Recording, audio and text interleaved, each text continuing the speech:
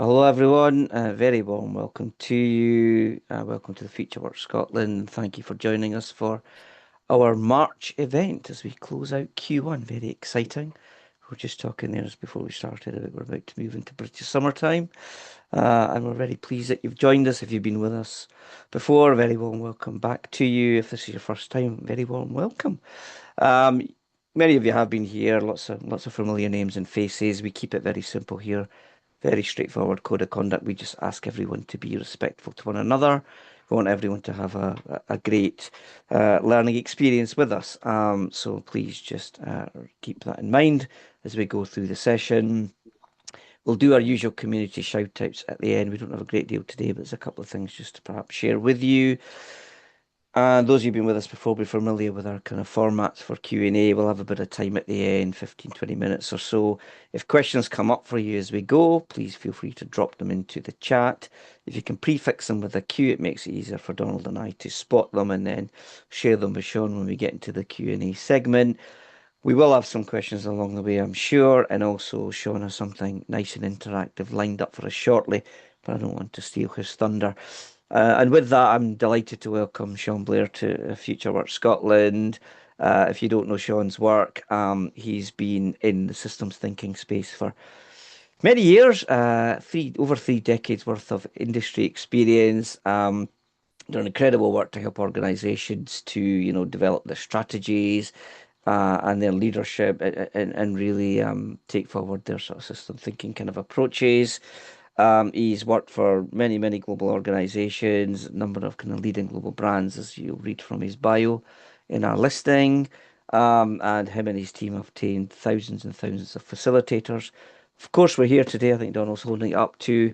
We've been raving about the book because it really is brilliant. So the system synergy, I've loved reading it, and really that's what brings us here this evening. Well, evening for us in the UK, and it's an excellent piece of work which really brings together 3 different methodologies to help us shift from the theory of systems thinking into much more practical approaches, and then help you and your organization to actually gain transformative benefit from it. That's my summary. So I've just done a bit of a summary there based on my learnings and readings of the book. But obviously we have Sean here with us to do a bit more of a deep dive. So without further ado, I'm going to hand over to our guest speaker today to take it forward. So welcome, Sean. It's great to have you here. Thank you for joining us. Well, thank you, Sathpal, and thank you, Don, for inviting me. Um, it's been really fun preparing for this, and I have to say it's really nice to see a few friendly faces. Camilla, I might even reference you a little bit later in the story because you play a critical role in the story. And Christina, so lovely to see you again. We've shared so many good times online and in person. So lovely to see a few friendly faces. Uh, so I'm here at your invitation to talk a little bit about my new book, The Systems Synergy. For those of you who don't know me and my sort of backstory, I run two little businesses. One is called Serious Work, where we train people to be facilitators, particularly using the Lego Serious Play method. And then I wear another hat, my kind of pro meet or serious outcomes hat, where basically I'm a consultant or a facilitator. And I apply the things that I teach in my sort of day job, if you like. I've written a couple of other books. Serious Work, I can't believe I wrote it 10 years ago now. And then I wrote one called Mastering the Lego Serious Play Method in COVID, one about online Lego Serious Play, and then my new one. I tried to think about how we might frame this talk, and I thought about framing it with three questions that we might consider this evening. In fact, we might even have a bit of a dialogue about them a bit later. The first was the idea that AI can process everything your organization says it knows.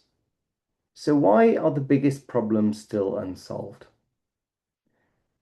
The next question might be, when did you last feel that your team genuinely understood the whole problem rather than just their part of it or the parts that they might be interested in? And then the third was, what if the reason that important initiatives fail is not about execution, it's because we can't see the whole system. So, those are three questions that we might think about. In some ways, tonight is potentially about those kinds of questions. And as I say, depending upon the flow of the evening, we might even facilitate a dialogue where we can think about those and other important questions. I'm going to talk a little bit about how I got here. Um, I'm going to talk a little bit about the new book. This is some synergy. I'll share just a couple of cases, and then maybe we'll preserve the bulk of the time for us to explore these issues together. In many ways, actually using one of the ideas in the book, our collective intelligence, rather than just my very partial reductionist perspective. So I hope everyone is in the right meetup. If you're not, you're free to leave. But that's what I'm planning on doing. So very briefly, the backstory. How did I get here? I'm going to begin with um, an uncomfortable truth. Um, Maybe it's because I turned 60 last year. Um, I don't know. I feel like in my career, I've got a really good track record and a really good history of facilitating powerful workshops, but if I'm honest, not really lasting change. And a pattern that I felt like I've kept hitting is a lot of engagement, particularly using Lego Serious Play, but without genuine capability transfer. So that's a sort of a strange place to start my kind of story. I suppose that's starting with where I've arrived at in my 61st year, with a little bit of grey hair and a bit of experience.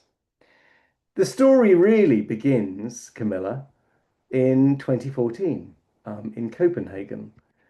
So in Copenhagen in 2014, one of our guests, Camilla, introduced me to the Lego Serious Play method at an International Association of Facilitator conference. And for me, that turned out to be a life-changing moment. Camilla, I don't want to put you on the spot or embarrass you, but if there's anything you'd like to say, you'd be most welcome just to sort of say, no, thank you, I don't want to talk, or yes, I remember that workshop well. You're on mute at the moment. You're still on mute. You might be on mute because you're choosing to be on mute. No, I was trying to find the microphone. No, I finally found it. Yeah, I certainly remember that workshop, and it's so fun that it changed the trajectory the way that it did. It And did. I'm just glad that we're keeping in touch here, 11 years later. And yeah, that was actually quite a transformative year for me. You were talking about your 60th birthday. Mm, Um, I remember being amazed that I was able to inspire you to take on the Lego Serious Play methodology because I was going for a divorce at the time and it just felt really messy. mm, So I think sometimes the playful uh, focus in Lego Serious Play also fuels that enthusiasm mm, that we feel as facilitators of the methodology. mm. And I guess it's lovely to reflect upon. Um, Camilla ran I think it was about a 90-minute, maybe 2 hour introduction to the method. And that for me was enough to light a flame and ignite me on the journey that I've been on. So a small moment that wasn't planned to sort of impact someone's life, but it did have a huge impact for me. And therefore, immediately after I had experienced this wonderful method being facilitated and taught by Camilla, I decided to go off and attend a training. So, about 11 years ago, I went to an organization called the Association of Master Trainers, and I attended their training course. But here's another interesting part of the story, because during my training course, when it came to systems, we were actually quite confused. And this is a photograph that I took in that training. The body language of this guy here, his name is JP Bailey, and this guy here, this is Kenneth from Hong Kong. The body language, I think, is very interesting. Now, I know it's just a 500th of a second. in a 4-day workshop, so it's a little bit unfair to make a judgment. This was our trainer, very enthusiastically talking about the model, but we were actually quite confused. So as you can tell, I think from the body language, from the very beginning of my journey, something about system modeling felt off. And this is a little bit of a naughty photograph because I also learned that just because it's Lego serious play, it might not be fun and it might not make sense. So this photograph was actually taken in my training course. It wasn't staged, it was a real photograph of how 3 people were feeling in the middle of a Lego serious play training.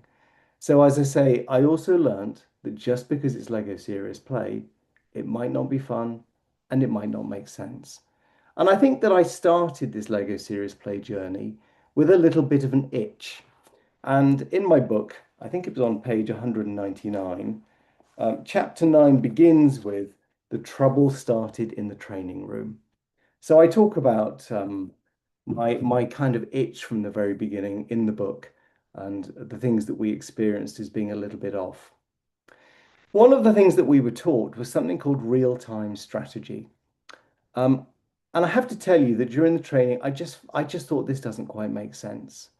What's interesting 10 years later is you never see it on social media. I actually tried running a real-time strategy session as I was taught, and it just felt like it was missing something. What I later learned was that the real-time strategy process defined the workshop objectives. And of course, a process should never define a set of workshop objectives. It should be a set of client needs that define a workshop objectives, not the process. So really, for me, I have been seeking what I would call a credible systems application for Lego Serious Play for about a decade. The story kind of goes on in 2015 when I met a wonderful man in Billund called Marco Rillo. And Marco suggested to me that he said, let's write a book. So we wrote our first book, which we launched in November 2016, now in 6 languages. And I think as Sathpal said, we've trained over 3,000 people since then. But the real discovery, certainly back in 2015, was still forming. I think I'll skip this because I think I've covered most of this already. If we fast forward to 2025, this new book is really trying to tell the story of something that I think I've discovered, which is what happens when we combine 3 methods integrated through my own practice as a professional facilitator or consultant. And the pattern crystallized, or the penny dropped, if we were to use a different sort of language, really only last year in 2015. Let's start by thinking about some of the ideas in the book. And the book begins with, oh, I should have said, the book is not a facilitation manual, unlike my other books, which are very much how-to manuals. So this isn't going to try to teach you how to do it. It is definitely not a comprehensive academic treatment because I'm not an academic. It's really a framework, a practitioner's framework that's based on 10 years of practice, honestly reported with some of the things that have worked and some of the things that might not have worked. Very happy for me, the book was endorsed, I suppose, by a foreword by a lovely man called Professor Bart Victor, who those who know their Lego Serious Play history will know that he was one of the co-inventors of the method, him and a guy called Professor Johan Roos. So the book benefits from his wonderful foreword. Let's stop and think about some of the ideas in the book. The first idea the book proposes is that we are currently at a time when there are 2 revolutions that are reshaping leadership. The first revolution is artificial intelligence. And organizations of all kinds are racing to adopt AI capabilities. Sectors are transforming. AI is absolutely dominating headlines, board meetings, and strategic plans. Do you recognize that? Is that something that you see in your world, or is it just me? I'm seeing a few people nod their heads. Here's another revolution, one that I boldly suggest a lot of leaders actually miss. And I called it the system of challenges.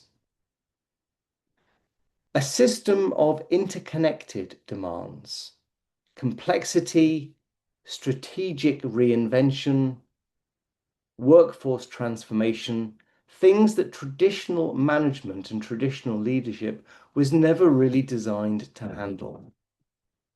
In our lives, we have been trained to think in a reductionist mode, to break problems apart. But the problems that we face are best thought of actually as a system. I mentioned this very briefly earlier. I think my insight is that leadership thinking tends to be dominated by a mode of thinking that we could call reductionist thinking. You could also call it the scientific method. Reductionist thinking, which tends to be focused on parts, not wholes. So it seems to me, you might not agree with me, but it does seem to me that the dominant mode of thought in leaders and management is based on reductionist thinking. But today, work is more complex than ever. Let me try to bring that to life for you. So let's think about how complexity impacts strategic planning. So when complexity overwhelms linear planning, leaders tend to retreat from strategy and move instead into tactics. If strategic planning fails, fragmented collective intelligence follows. So when strategic planning fails, decisions become reactive and siloed, preventing the collective thinking needed to understand the complexity. So when fragmented collective thinking turns up, the impact is in trust. If decisions feel arbitrary or disconnected because they're made without collective intelligence, trust erodes. And when trust erodes, people feel disengaged psychologically, sometimes questioning whether their work matters. And if we have a meaning crisis, organizations tend to resort to command and control tactics, which prevents further strategic thinking.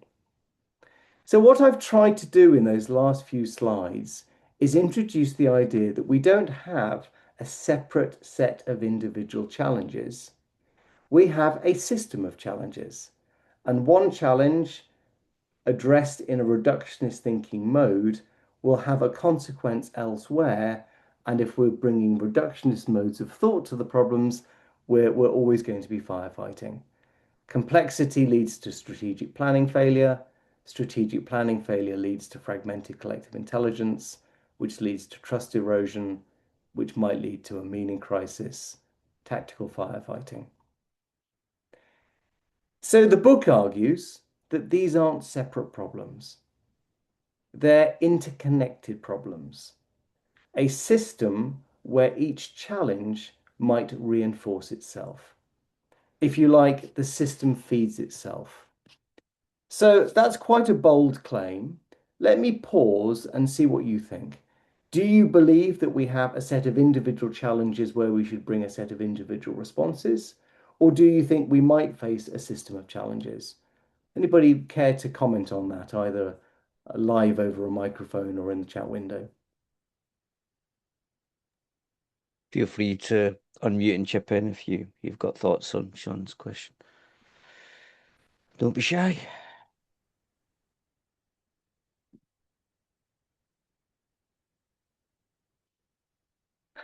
I don't recall Sean being at my last workplace, but he just described to a T without problem signals. Thank you, KD, for that kind comment. I mean, I wasn't at your workplace.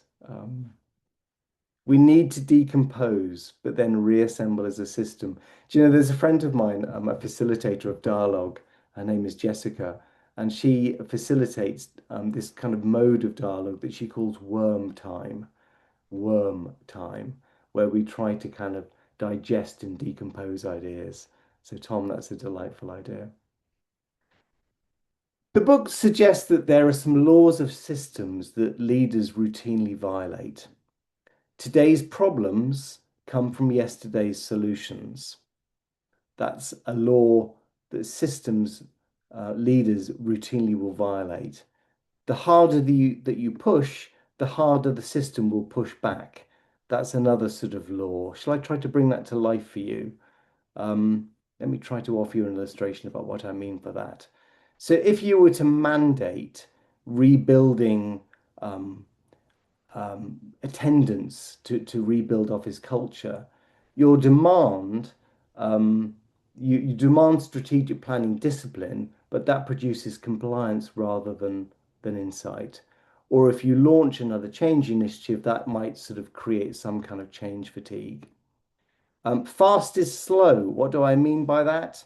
Um, Behavior tends to grow better and then it grows worse again.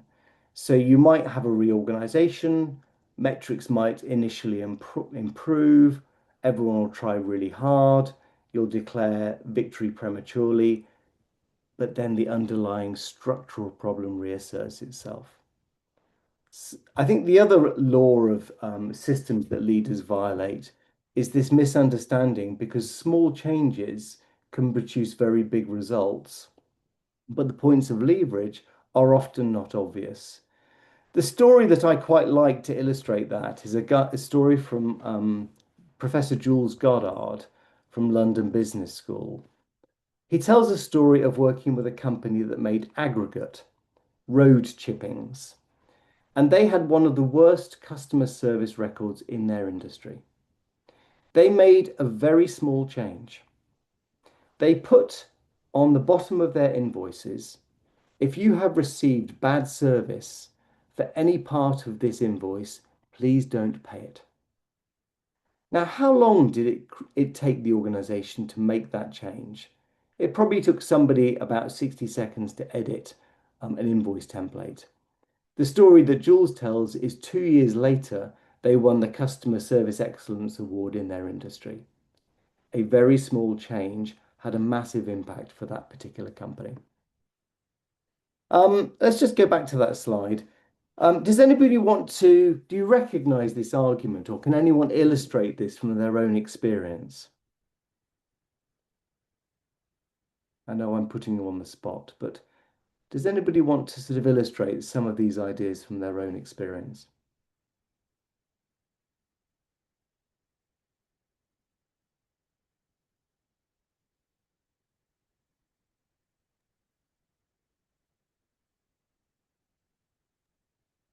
I can give No. one quick thought.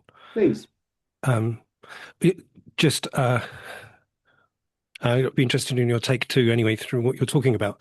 Um, I attended a presentation a couple of years ago where a fairly senior HR professional was being lauded for the brilliance of changing dress code and therefore affecting the culture of an organization. And I challenged that quite vehemently, not because I couldn't believe that there may be some causation in there. There may be, but Yeah. in a complex system, it's going to be very difficult to know that for certain.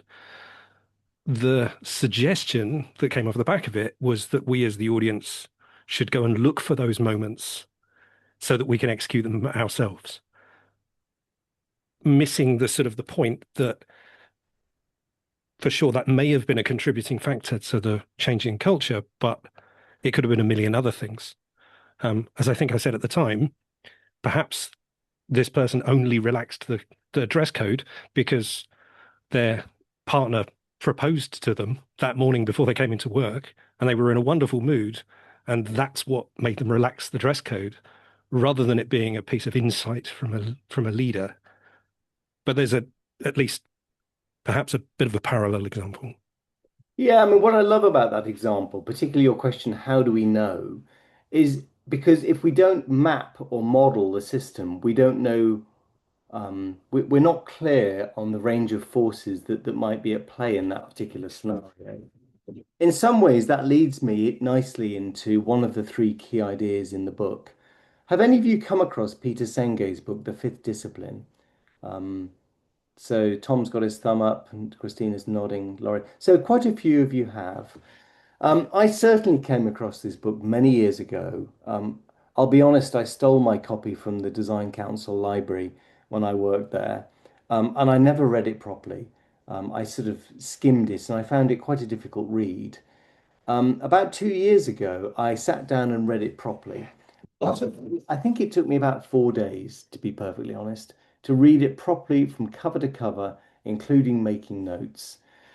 And in the fifth discipline, Peter Senge introduces these ideas that there are five disciplines, of which systems thinking is the sort of the overarching discipline. One of the five disciplines is the discipline of mental models.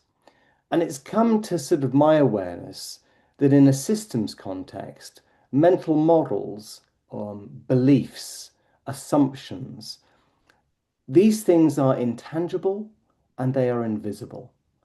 And they might have the biggest effect on a system than some of the more obvious or more tangible things like, let's say, even a dress code or a new IT system.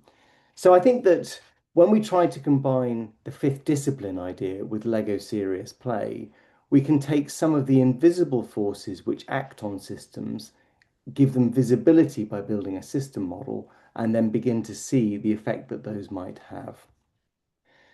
So the book, The Systems Synergy, really is an assembly of three different methods. The first is the fifth discipline, which is the art and practice of the learning organization. The five disciplines are systems thinking, mental models, personal mastery, team learning, and shared vision.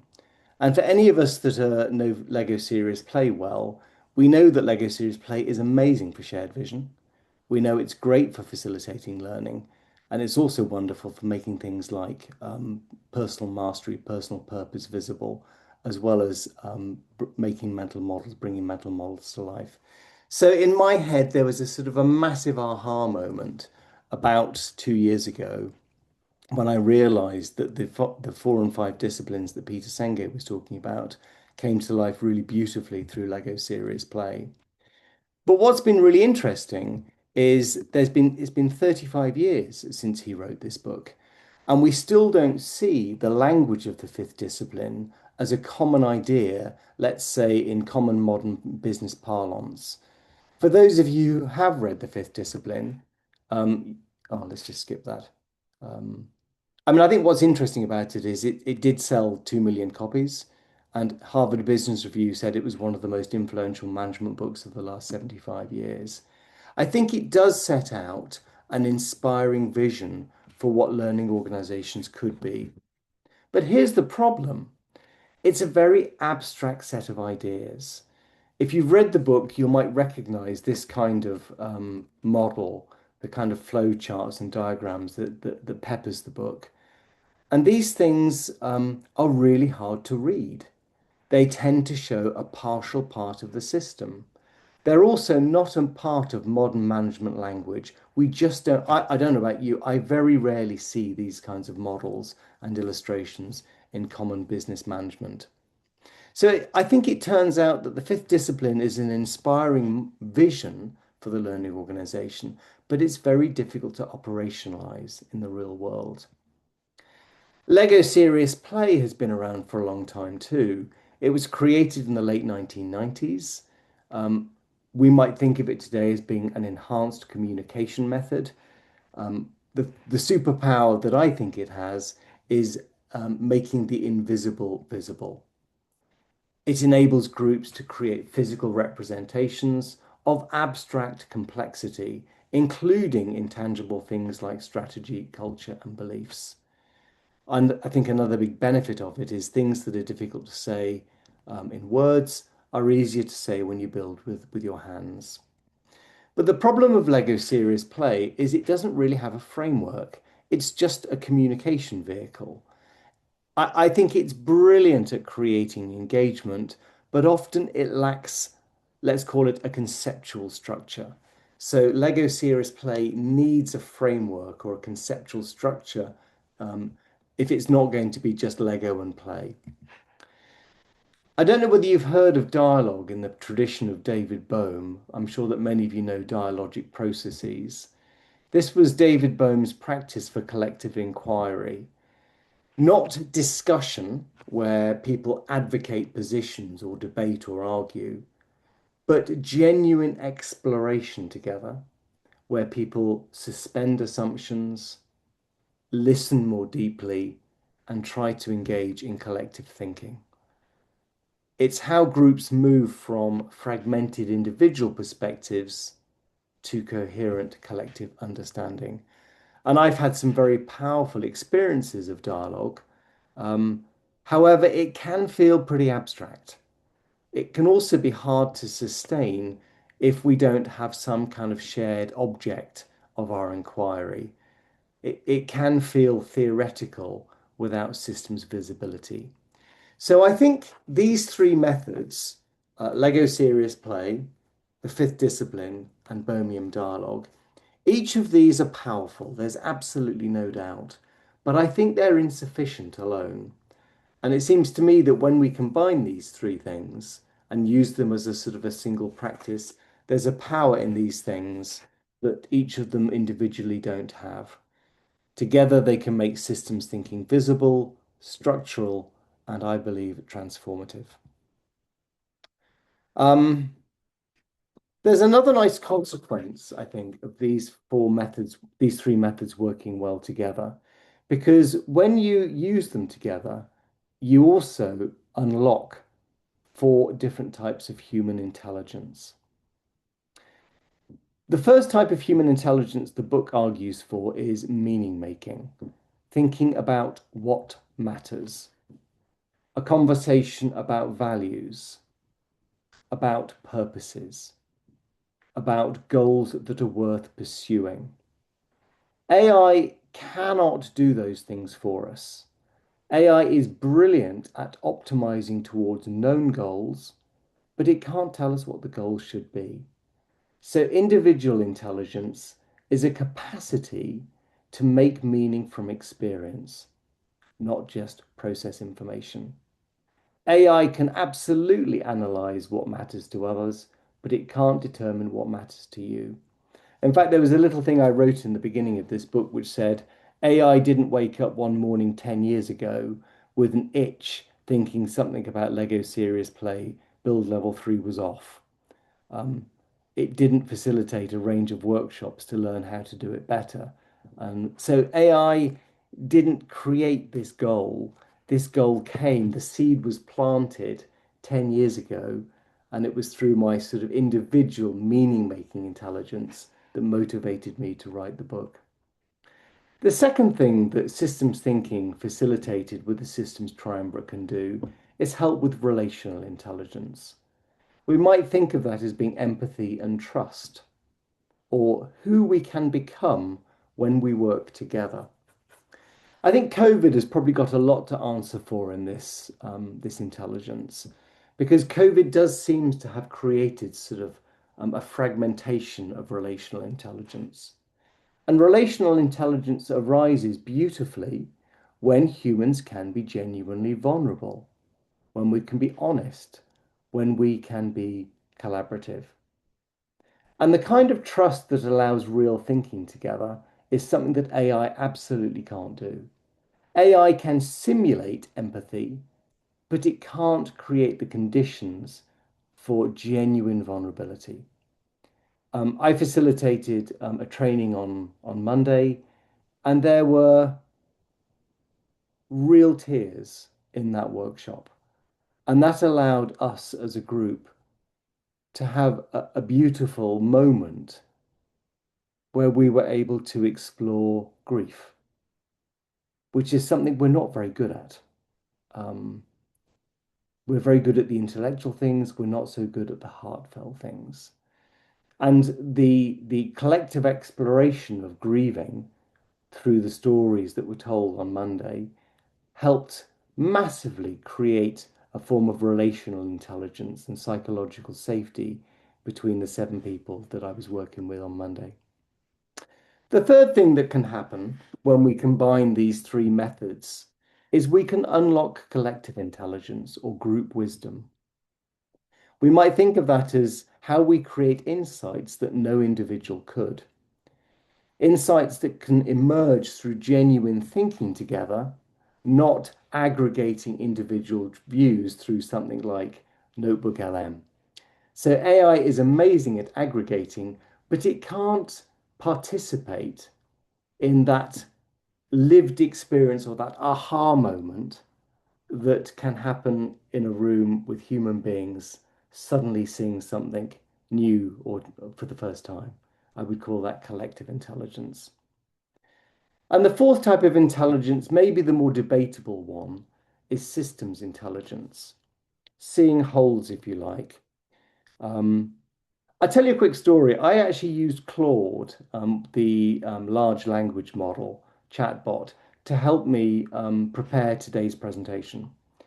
And I was really struck by some of the questions that I put into Claude, just how stupid Claude was in its inability to remember something that we'd previously spoken about or to understand the wider context. So chatbots and large language models, they just don't see the whole. So seeing big patterns, seeing feedback loops or leverage points, or understanding how systems might reorganize, I do think that is a uniquely human skill. For sure, AI can be programmed to do things like that. And AI is amazing at things like patterns of existing data. But I'm not convinced that AI, particularly in its current form, is able to simulate the kind of systems intelligence that humans are capable of. So that's, I suppose, why the book is called Developing Human Intelligences That AI Cannot Replicate. And I have to say that I think in this kind of crazy disruptive world of AI, we need these types of intelligence more than ever before. You might think of it as purpose times trust times collaboration plus systems thinking is strategic advantage in the age of AI. Which kind of nicely leads us back to the two things I said at the very beginning of the presentation. A lot of people are focused on AI. People are not really focused on the system of challenges. We're about 40 minutes in, Sathpal. Shall I very quickly give a couple of illustrations of this in Hmm. use? Please. And then maybe we could try to have either a Q&A or a bit of a dialogue. Would that Yeah, work? sounds good. Yeah, fantastic. So I'm Please. going to rattle through these very, very quickly. These are a couple of things that are taken from the book. So in the book, I outline three different case studies. The first case study is for an organization called Insights, and it tells the story of some work I did with 400 staff over 14 workshops where we explored purpose at an individual and organizational scale. It's probably one of my favorite assignments ever. They were probably one of my favorite clients ever. Certainly the guy who commissioned me, Sandy Wilson. It created an incredibly powerful engagement, but what it didn't do was transfer systems thinking capability.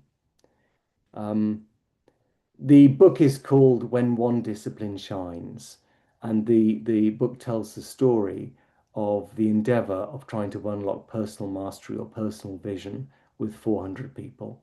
I would say this is a terrific example of one of Peter Senge's five disciplines shining very, very brightly, but yet it didn't transfer a systems thinking capability. The second case study the book talks about is when I worked with a charity called Spark Inside. And this was when we were building a vision for using dialogue in prisons. It turned out that this group of practitioners were experts in Bohemian dialogue. And what we did was we facilitated them through a Lego Serious Play systems model. And here they are at the end of the workshop having a Bohemian dialogue over the top of a Lego model. And I have to tell you, it was incredibly powerful. This was a massive aha moment for me to see what happens when we explore a system in bricks and then a group would use the principles of dialogue to transcend their own thinking, stimulated by what they've learned through building a system model. The final case study that the book talks about is a piece of work I did with an economics practice called Oxera, where we had 24 data scientists trying to understand uh, how they would contribute, their vision, how they would contribute to the greater organizational goals. It created a comprehensive system model. We did an incredibly robust revisioning piece, and we used the ORID framework to create a set of very clear action steps. But again, the system synergy framework was not made explicit, and so the capability really, again, wasn't transferred. So my new book talks about that case study. Um, um, Lego Serious Play, I think, has the ability to make systems thinking visible. And then dialogue can make the hidden assumptions in the system visible afterwards. Facilitated workshops can create engagement, but my challenge as a practitioner now is to create engagement, but also build lasting capability. And I think that that's kind of where I've arrived at in my practice. Maybe some of you have already been doing that for years, but that's kind of where I'm headed at. Um, and I think this distinction matters because I think in my own practice, I would say I think this is something that sort of I've had, I'll use the word wrong for some years. So the kind of summary, if you like, of the system synergy is please don't think of this as being three separate tools. Think of the system synergy as being one integrated practice. The fifth discipline as a strategic thinking framework. I called it the systems thinking framework. Lego Serious Play as the systems visualization engine, and dialogue as the system transformation engine. Let me pause there. What I had thought we might do is try to facilitate a little bit of a dialogue, but I don't know how long people can stay for or whether you would rather go straight to a Q&A. Where's the group energy at? Do you want to try and have a dialogue, or would you like just to go straight to Q&A?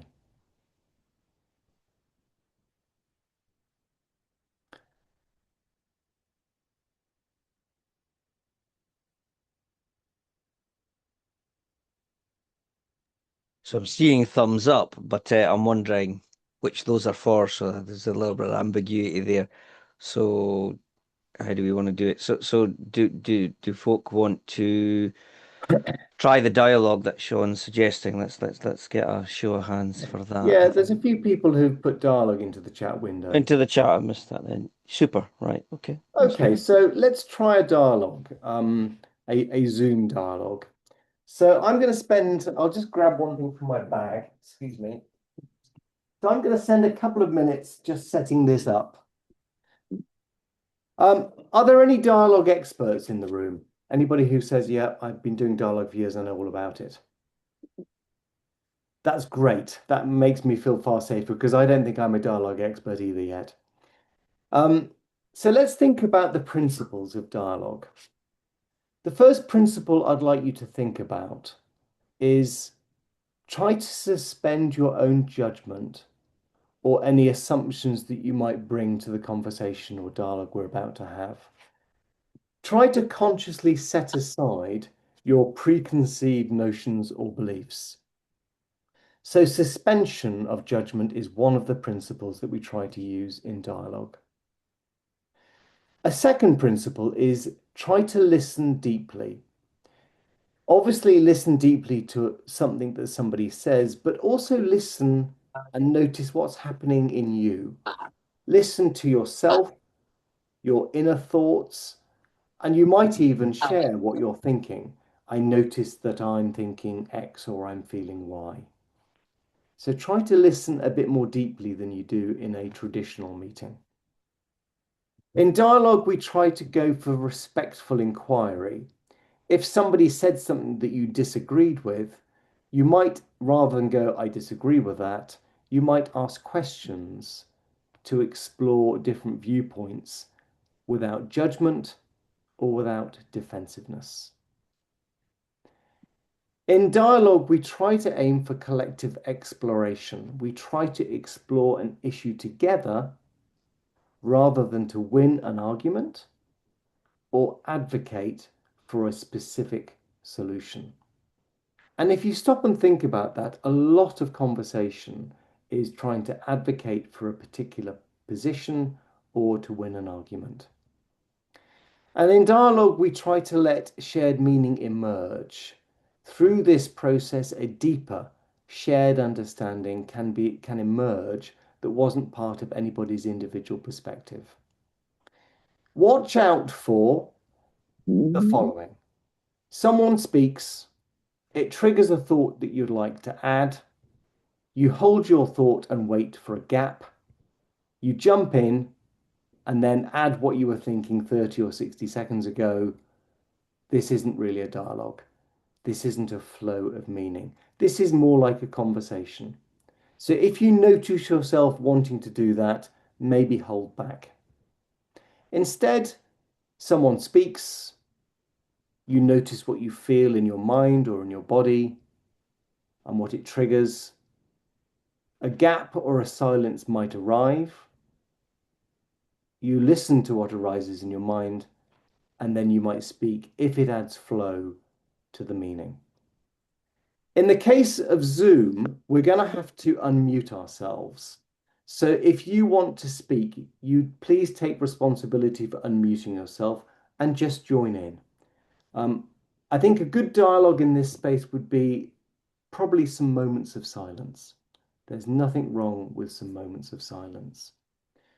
So we'll know if we're in a dialogue, if we have some gaps or silences, if we are listening to what we notice internally before speaking, and if the meaning in this flows like a river. So let's have just, let's say, 30 or 60 seconds or so to settle. I'll ding my bell and then put up some sort of small questions which might begin to trigger our dialogue. And then when anybody is ready to share the first thought, we'll share.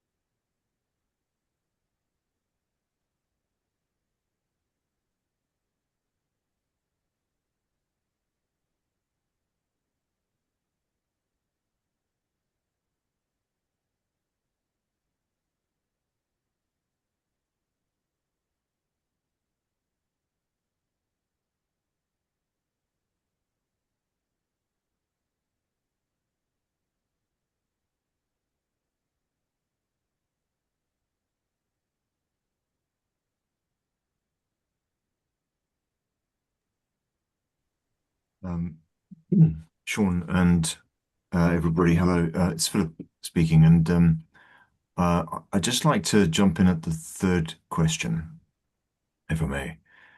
I'm drawn to it because I think there's something really hard about seeing the whole system, um, especially because talking about a system or trying to define a system slightly depends on the person who's trying to define it. So on the perspective of the individual, um, and we might think of the example of a school, and how is a school described by a pupil versus a teacher or a parent, and the parent might sort of sometimes feel it's creche, it's a creche, and the pupil might sometimes feel, well, this is a system for getting me out of, you know, doing the things I want to do, and so on.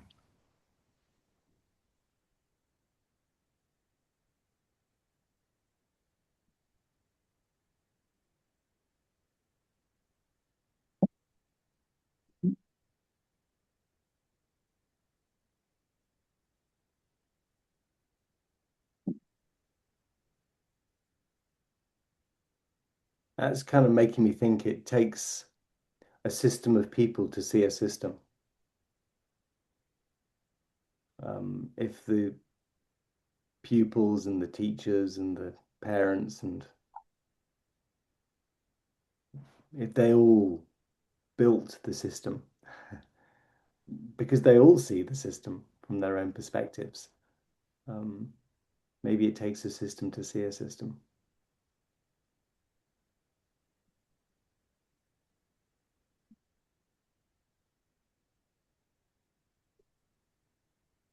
And is it not partly also typically there's always levels of bias. So we see what we want to see, which I guess is kind of what you're saying, Sean, maybe from a different perspective. And we want from the system whatever our own need might be. So everyone's need might be slightly different based on what they're trying to achieve or however they might understand the problem, whether that's fully or correctly or not. They'll have a certain view of what they believe the problem might be, which maybe links back to the first question.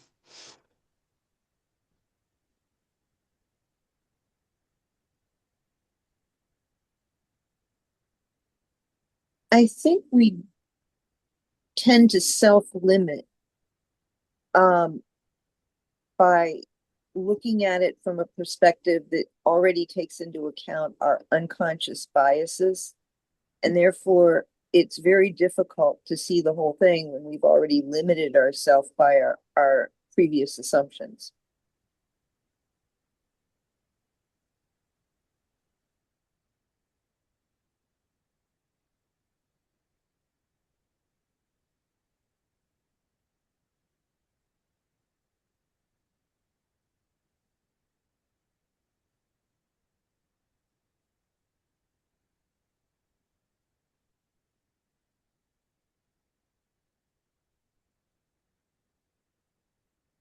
Staying with the third question, I'm also wondering, it's not just that we need to see the whole system, but when we need to change something within the system, we need to make changes.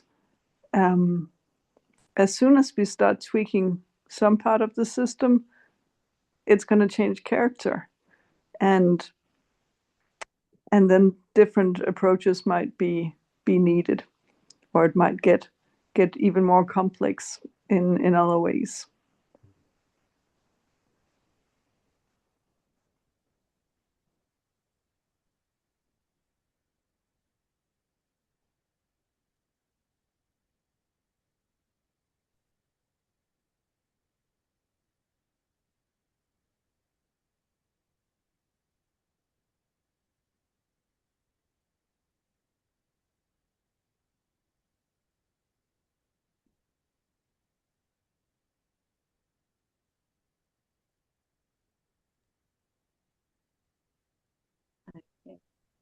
Mela, what you were saying there is when you start to make a change, and then the system can also change. And I'm thinking as well about part of a system is that it has within the system are structures to maintain the status quo of the system. So once we start to make a change, if we're not aware of all of the interconnected system, we start coming up against the resistance of those elements of the system that are there to maintain the status quo as well. So we're not only perturbing the system and shifting it, but equally coming against the resistance of things that hold it as is, so to speak, because we're not aware of that part of it existing. Yeah, very good point. So seeing systems is an act of expanding awareness. Mm.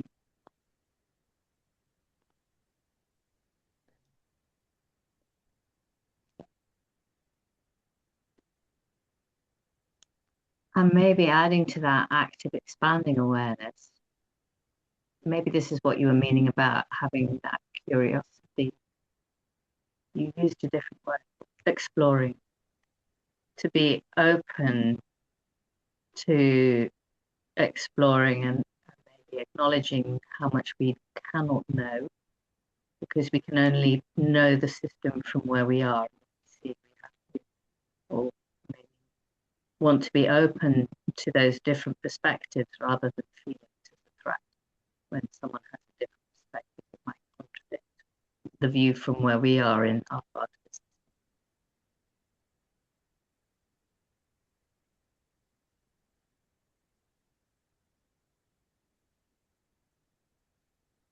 I found that idea of being open really resonant. It's like, how often in the thousands of workshops that I facilitated are people genuinely open? How safe is it for people? What's the mental model that is dominant but undiscussed and invisible, that is an overarching condition on our ability to be open?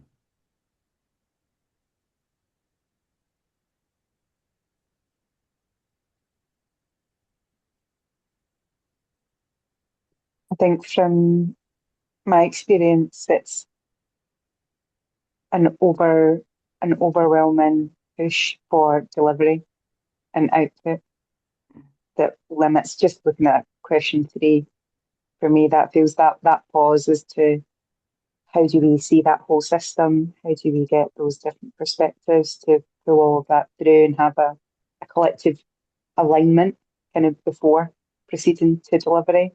That's so important, but we rarely have that time and space to really have that. Yeah. So, I, oh, sorry. No, I don't know. You said something that triggered me. And basically, it's a probing question. I mean, the fact that we are here and looking at the slide or having a conversation is a system as well. And you're talking about safety. I think maybe I'm speaking on my own account. I feel some reservation as to speaking up and contributing. So I think it's a nice probing question of what is this system we are looking at here?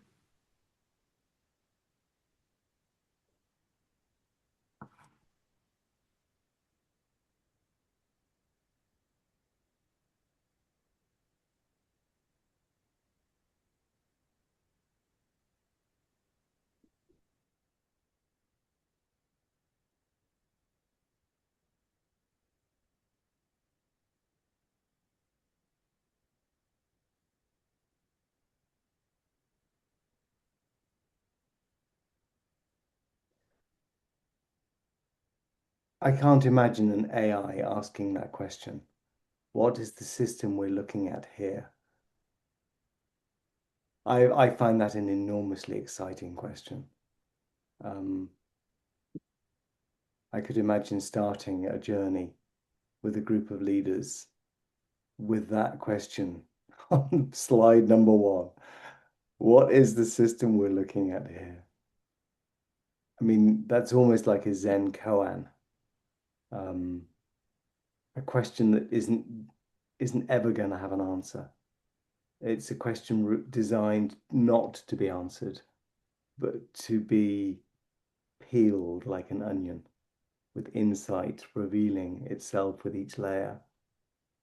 It's an infinite question. I love that you said that, Ray. What is the system we're looking at here? Love it.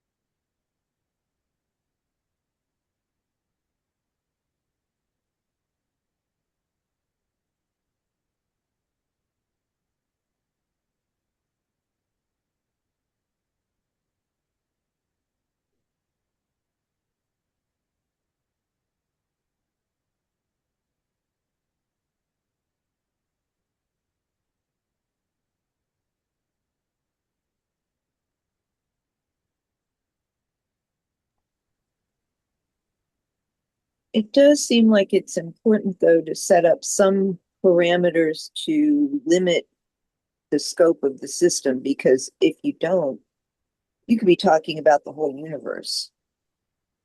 And that's just too big. But you also have to set those parameters, assuming that they may be wrong, and be willing to change them if you determine that they're not going to get a satisfactory end result.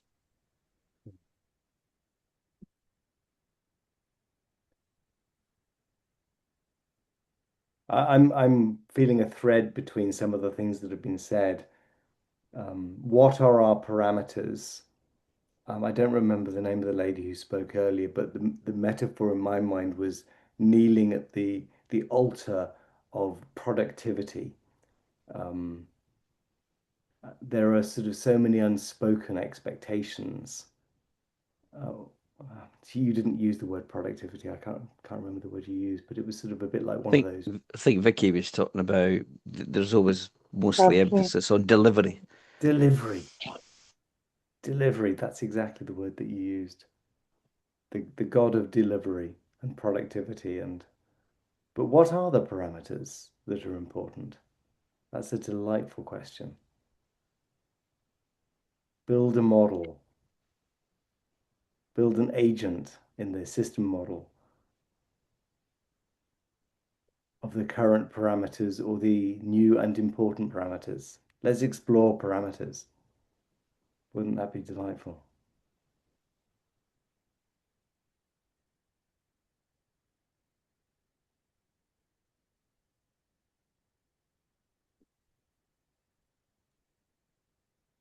So almost when we look at parameters to a project lens, if you have your assumptions, you have your caveats, you'll clarify at the start, but I think we rarely validate the assumptions. We just make the assumptions and move on. Okay, we're aware of it.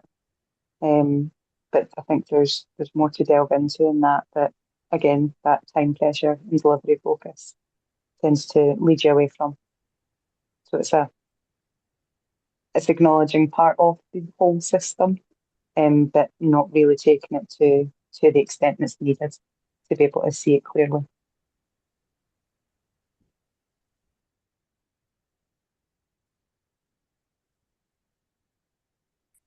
I'm thinking of the way we're using language in this call in the, well, it's maybe unsurprisingly, but the sort of, in the perhaps the dialogic sense, but we're kind of, and we're doing, I suppose, exactly what Sean was encouraging us to do here, but it's interesting that we're sort of springboarding off each other's language and terms, but also kind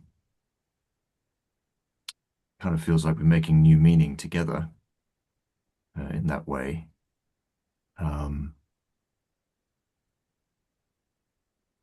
Just thinking about the way we're using language, as I say, to sort of spark a new avenue of thinking and reframing. But like I think Sheila, you said the boundaries of the system. Back to Ray's suggestion that this conversation is a system, and so in a way, we took us we imagined perhaps we might have imagined what the system was, and then in the conversation we realized the system is bigger, maybe it's smaller, it's just part of the system we thought it was when we started. That's what's coming to mind for me.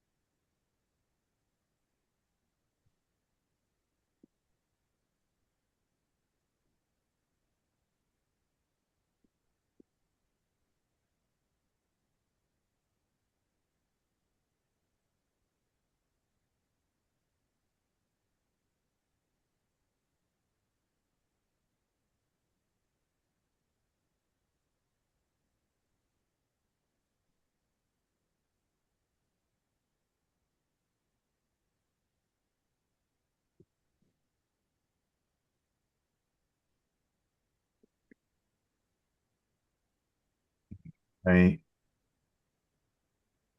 wanted to say, Sean, I was reading the book, the link to the book you sent, and your current book, and um,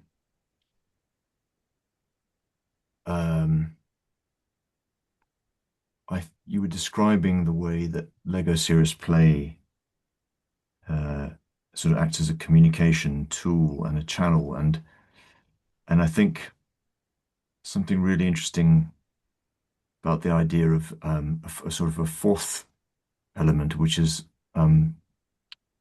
symbolic uh, communication. So using something to represent something else. Metaphors.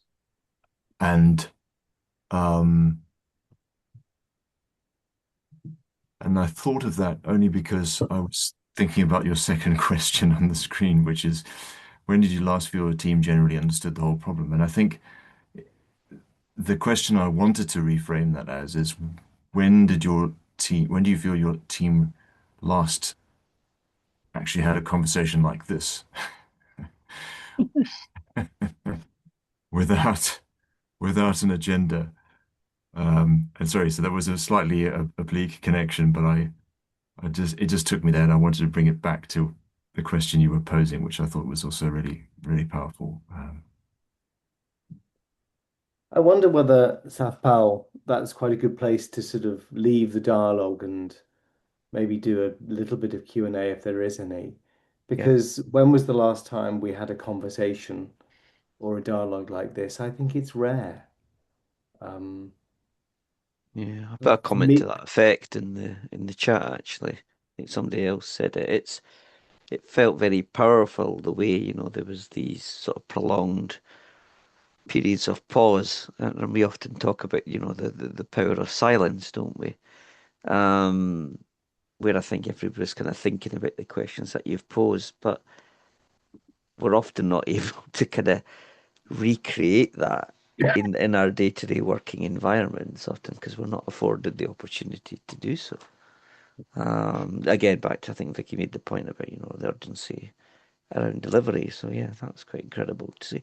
My question would be, so you've posed three questions, and in my mind, there was obviously linkages between the three, and the kind of one informs the other, etc., and round in a kind of loop. But would you always have a number of questions, or might you just pose one? Or I guess it depends on what you're trying to achieve or what the group's trying to achieve.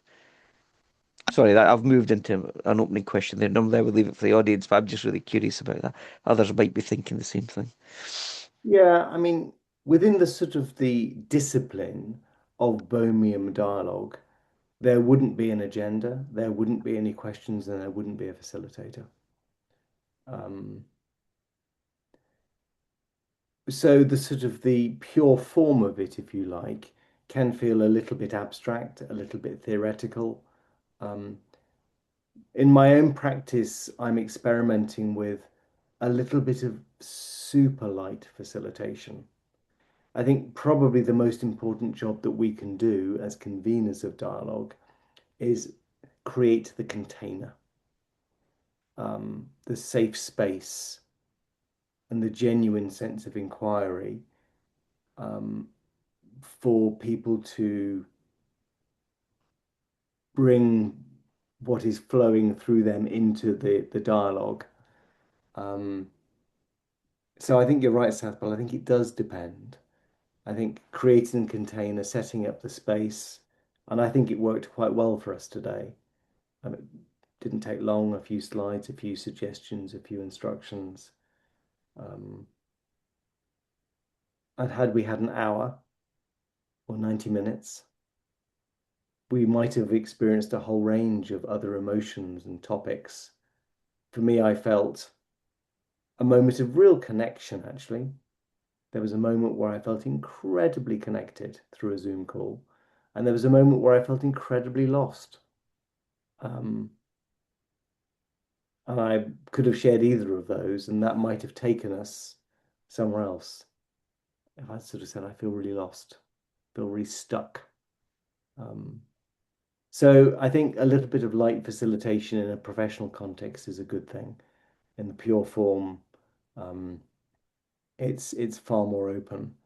But I think it's a practice, a bit like Lego serious play. If groups do a lot of it, they get to be very good and very fluent and very quick with it.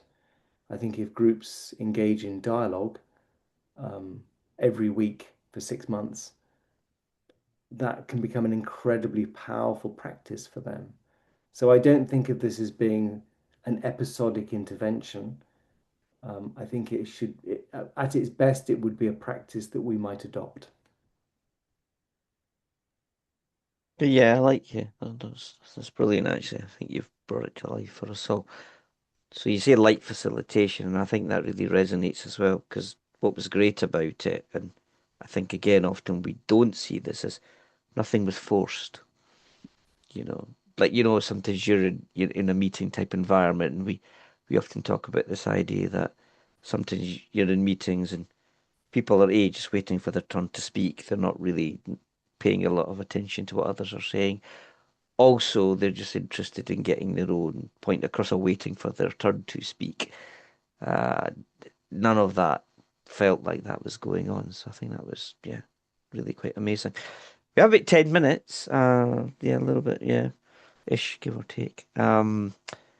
So yeah, happy to move into the traditional Q&A segment. But yeah, please make most of the remaining time and time with Sean. So this has been a great session. I've loved it. Certainly having gone through the book, this has really brought some other things to life. So yeah, quick questions for Sean, please. Feel free to raise hands or come off mute or drop it in the chat. There's no hard or fast rules here. There's a comment here from Sue. I think meetings are often. Yes, absolutely. So folk rush to get through the agenda, don't they? Questions for Sean. Question from me, Sean.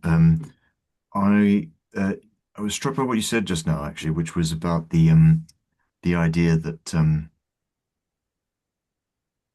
either Lego serious play or I suppose systems thinking and certainly dialogue would be an interesting practice for a team or a group or an organization to have and to Yeah. use and develop. And so one of the things I was curious about is when you do a facilitation, an intervention, if you like, or a workshop for clients, Yeah. um, do, does it can it become a sort of series of things where they would do, let's say, I don't know, three workshops and you would still use the same integrated three practices and systems to run those workshops or to kind of to provide the energy and the process for those workshops?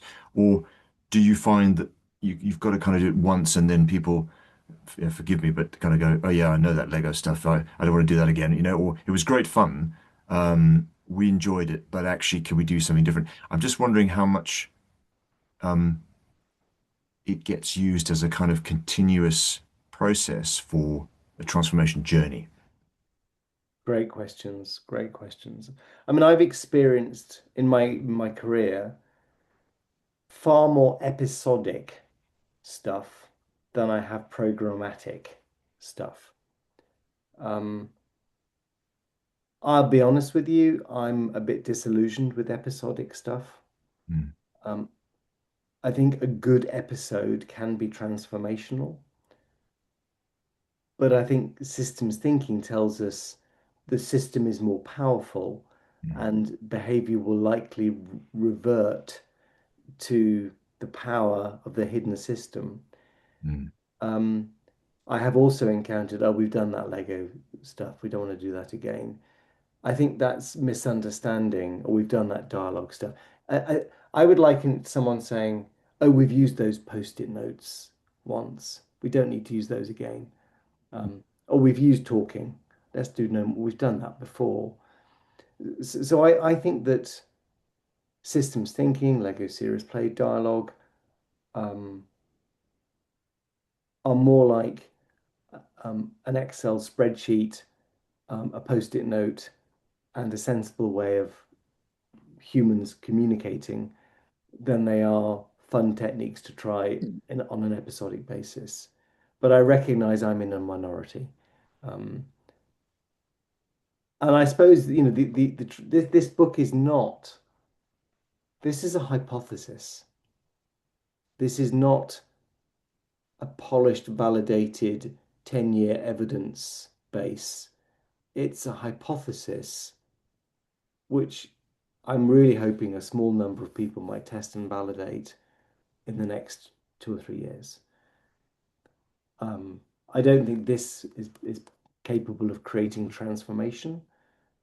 I think my greatest dream would be some pioneers would take some of the ideas in here, assemble them with other ideas, stretch and push it a bit harder, and maybe there might become a language or a method or something more widely adopted. I'm slightly rambling, forgive me, Philip, but I've tried to answer your question. That's really, really helpful. Thank you very much. That's fantastic, Sean. Thank you. Really helpful, very insightful. I think we probably have time for one more quick, shortish question, which leaves me a few minutes just to bring us to a So close KD on has time. said he's just started reading Thinking in Systems by Donella Meadows. How much of the three sources do you draw together do you need to understand?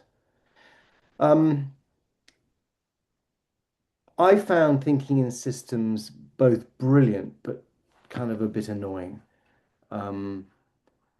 We absolutely subscribe to Donella Meadows' definition of systems thinking, a system being an interconnected set of elements coherently organized in a way to achieve something.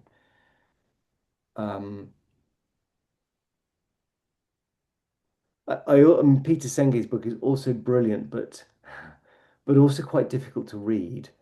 KD, if you want my notes with my synthesis, or if any of you want my literally notes of the fifth discipline, it's probably I don't know, 10-page document, maybe 20 pages of what I thought were the interesting and important bits. So that's obviously my bias, my take, but I'd be happy to share that with you. I don't think you need to read all of the sources deeply to understand this book. In a way, an earlier version of this book said far more. It tried to create a short summary of the three books. In the end, I took that stuff out. But I don't think you need to read all of the source material to understand these ideas. Maybe have a read and let me know what you think. And if any of you want my summary of the fifth discipline, I'll send it to Sathpal and he can circulate it.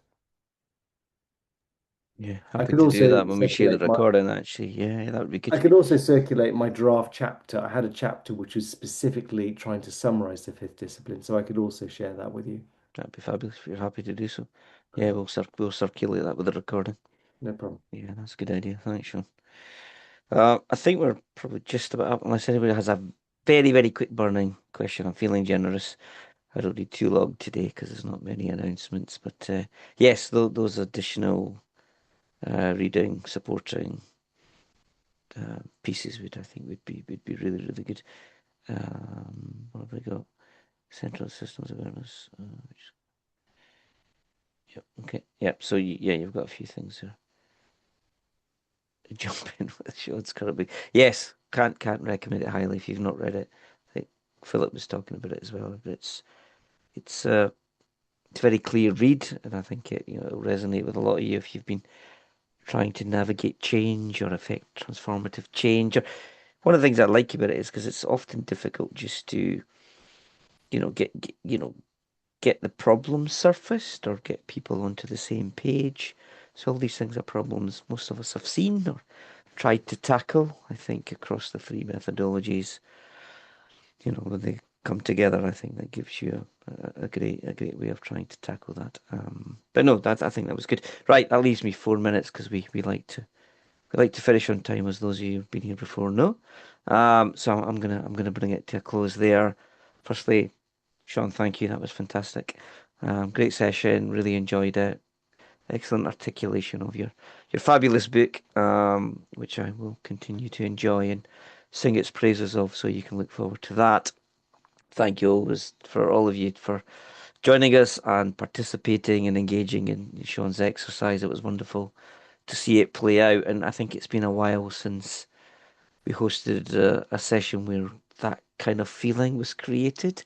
So that was quite interesting, and a number of you obviously felt similarly. So amazing to see the space naturally held like that, and very naturally feel quite reflective. So brilliant to see. I'm going to give Tom a shout out as ever for sharing many different additional supporting materials in his fantastic body of work. And yeah, I think that's us. Just to say, we don't have the next event in yet. So Donald and I are beavering away in the background as always are. We have a few things in the pipeline. We're just trying to close a bunch of things out. So look out for a few things coming up quite quickly in succession in Meetup, as you always would. Find them there, and yeah, we'll have a number of sessions in there for you for over Q2. For those of you who are, in the agile space, and Future Work Scotland, we are community supporters of Lean Agile Scotland Conference, which is one of Europe's leading agile conferences. We're coming up to the end of the submission deadline date. So if you're thinking about putting in a proposal for the conference this year, which is in October, you still have a few days before the end of the month. So just to call that out in support of our friends at Lean Agile Scotland. Does anybody have any other thing they'd like to quickly shout out in the remaining minute or so? Is there something else that's coming up that might be of interest to? It's a nice, good global mix of people. So if there's something you'd like to share or something's coming up, then you've got 30 seconds to do so. If not, then no hands are up. I think we're good. So yes, thank you again for joining us. We hope you enjoyed it. We'll get the recording out over the next few days, and enjoy the rest of your morning, afternoon, and evening, wherever you happen to be. And we hope we'll see you again. And thanks again, Sean. That was fantastic. Really enjoyed that. Thank you, everyone. Excellent. Thank you. you. Thanks, Thanks Sean. very much. Okay.